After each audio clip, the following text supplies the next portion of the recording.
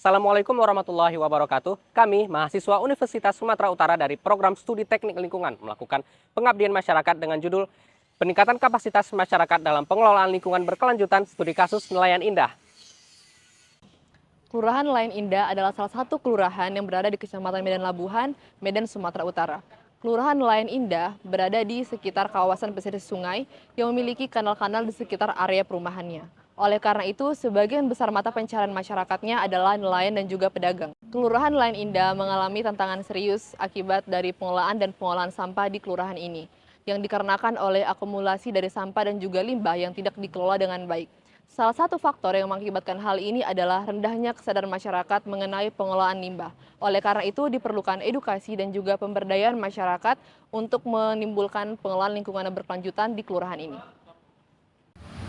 Pengabdian masyarakat yang akan kami lakukan akan membahas solusi-solusi alternatif untuk permasalahan lingkungan. Salah satu solusi yang akan kami bawakan yaitu budidaya maggot untuk mengatasi permasalahan lingkungan mengenai sampah rumah tangga. Budidaya maggot yang akan kami lakukan memiliki tujuan untuk mengurangi sampah organik yang berasal dari rumah tangga di Desa Nelayan Indah. Selain untuk mengurangi sampah, budidaya maggot ini juga memiliki manfaat, yaitu untuk menghasilkan potensi ekonomi, menjadi pakan ternak, dan juga membuat lingkungan lebih bersih dan sehat.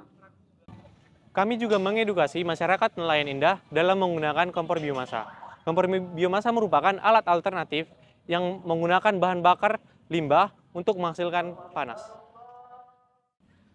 Kami berharap kegiatan pengabdian masyarakat ini dapat bermanfaat secara langsung kepada masyarakat Nelayan Indah dan juga meningkatkan pola hidup masyarakat yang mementingkan pengelolaan lingkungan yang berkelanjutan.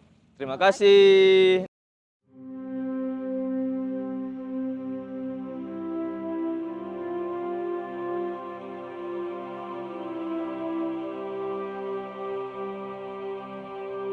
Menjaga lingkungan bukan hanya angan-angan, tapi dengan tindakan.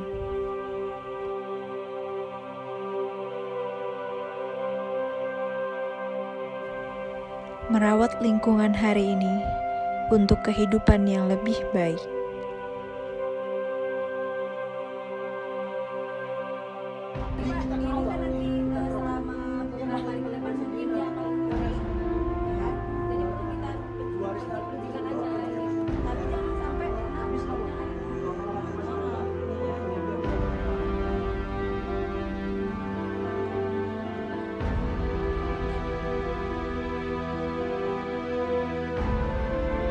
Atau magunnya Pak, jadi magunnya tumbuh dari mana saja dia sama bilang dari tadi. Kau bikin tumbuh lagi.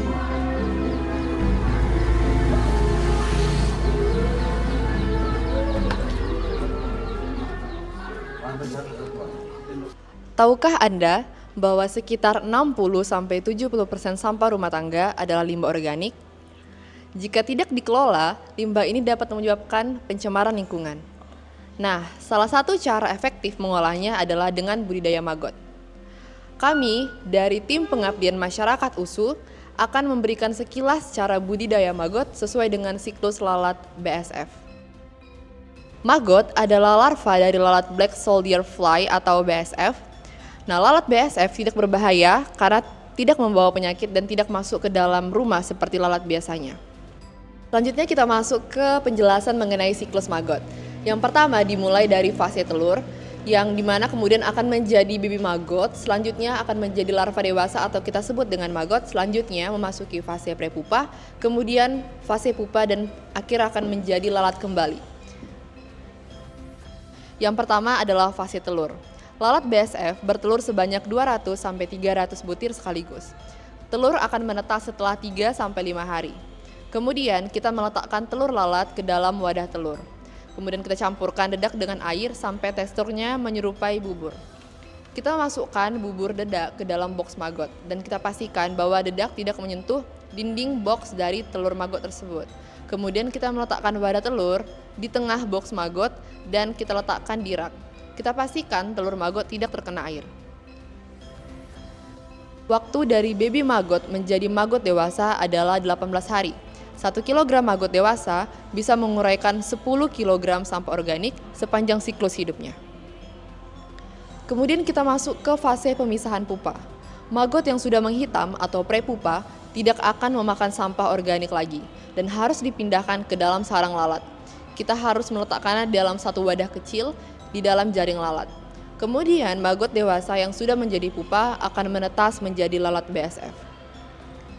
Selanjutnya kita masuk ke fase perkawinan lalat. Lalat BSF akan mengalami siklus perkawinan setelah 4 hari. Di dalam kandang lalat akan dibuat perangsang berupa tempe atau nanas yang sudah difermentasi agar lalat bertelur di dalam stik yang telah disediakan. Kemudian pupa yang sudah kosong dapat kita jadikan pupuk tanaman atau kompos yang baik bagi tumbuhan. Pembakaran sampah secara tradisional seringkali menimbulkan asap tebal yang mencemari udara dan berbahaya bagi kesehatan. Namun, ada solusi yang lebih ramah lingkungan dan efisien, yaitu kompor biomasa. Kompor ini dirancang untuk memanfaatkan limbah organik sebagai bahan bakar, menghasilkan panas yang optimal dengan asap yang jauh lebih sedikit. Dengan inovasi ini, kita bisa membakar sampah secara lebih bersih sekaligus menjaga kualitas udara di sekitar kita. Yuk, kita pelajari cara membuatnya. Untuk yang pertama adalah siapkan bahan-bahan seperti wadah luar dan dalam misalnya kaleng atau drum bekas, alat pemotong seperti gergaji besi atau gunting besi, bor untuk membuat lubang udara, palu dan paku, penyangga dari besi atau kawat tebal. Untuk langkah yang pertama, lubangi kaleng besar di bagian bawah untuk ventilasi udara primer. Lubang-lubang ini memungkinkan udara masuk untuk mendukung pembakaran. Ambil kaleng kecil dan buat lubang di bagian bawah dan atasnya. Kaleng ini akan menjadi ruang bakar utama. Masukkan kaleng kecil ke dalam kaleng besar dengan posisi di tengah.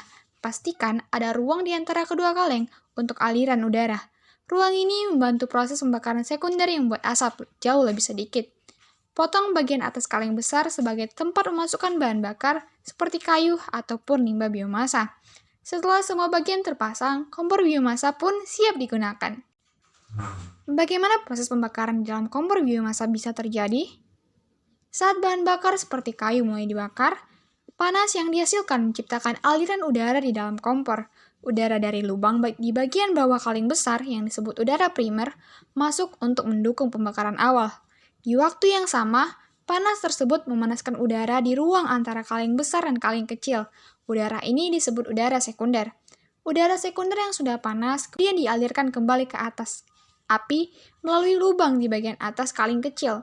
Proses ini memungkinkan gas sisa pembakaran seperti asap terbakar kembali, sehingga pembakaran yang terjadi lebih sempurna, suhu api yang lebih tinggi, dan asap jauh lebih sedikit.